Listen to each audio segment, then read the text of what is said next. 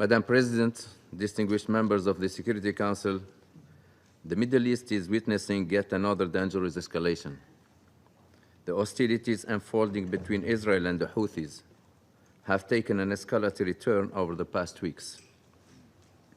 The most recent round of military escalation follows a year of increasing Houthi attacks targeting Israel, as well as vessels in the Red Sea and the Gulf of Aden that threaten civilians, regional stability, and freedom of maritime navigation.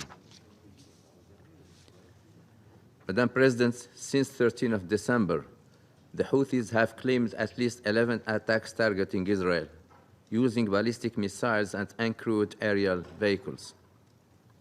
On 19th of December, Israel conducted airstrikes that targeted energy and port infrastructure in the Houthi-controlled ports of Hodeidah, Salif, and Ras Isa, as well as Sana'a.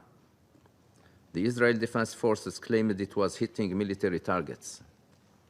9 civilians were reportedly killed, and considerable damage occurred to the Red Sea ports that has reduced their capacity.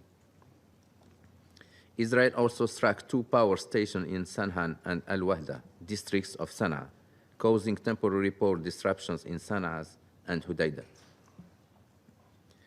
While many missiles and other projectiles fired by the Houthis from Yemen have been intercepted, on 20 December, a Houthi-fired missile warhead damaged an elementary school in Ramat Gan in central Israel. On 21st of December, another missile landed in a residential neighborhood in Jaffa, causing damage to nearby homes. 16 civilian injuries were reported in the latter incident, including a 3-year-old child.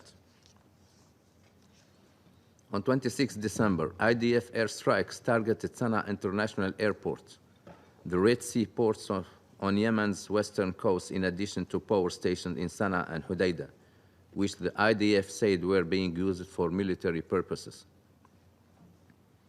The risk of disruption to vital humanitarian operations at a time when millions of people in Yemen are in need of life-saving assistance are of grave concern. The IDF's 26 December strikes on Yemen have reportedly resulted in at least 6 killed and dozens injured. A United Nations humanitarian air service crew member was also injured when the airport was hit. A high-level UN delegation headed by World Health Organization Director General Dr. Tedros was also at the airport in Sana'a when it was struck. The delegation has just concluded discussions on humanitarian situation in Yemen and the release of UN and other personnel detained by the Houthis. The United Nations continues to call for the immediate and unconditional release of all UN and other personnel arbitrarily detained by the Houthis. Madam President, I reiterate the Secretary General's grave concern about intensified escalation. I also echo his calls that international law, including humanitarian law as applicable, must be respected by all parties. We appeal to all to respect and protect civilians and civilian infrastructure. Humanitarian workers must be protected at all times.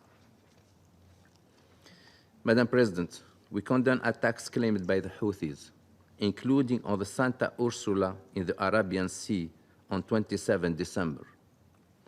The US forces targeted Houthi military facilities and weapons systems in Yemen on 16 and 21st of December, reportedly in response to Houthis' maritime attacks. There have also been unconfirmed reports of airstrikes on 27, 28, and 29 December in different parts of Yemen. We reiterate that attacks originating from Houthi-controlled area in Yemen must stop. Security Council Resolution 2722 must be fully respected in its entirety, which demands that all attacks in the Red Sea must cease. No cause or grievances can justify continuation of these attacks. Attacks in Israel and Yemen, as well as in the Red Sea, are of grave concern. Further military escalation could jeopardize regional stability with adverse political, security, economic, and humanitarian repercussions.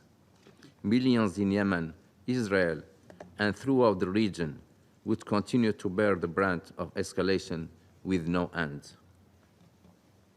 We must do our utmost to reverse this negative trajectory and support comprehensive efforts to end conflicts in the Middle East.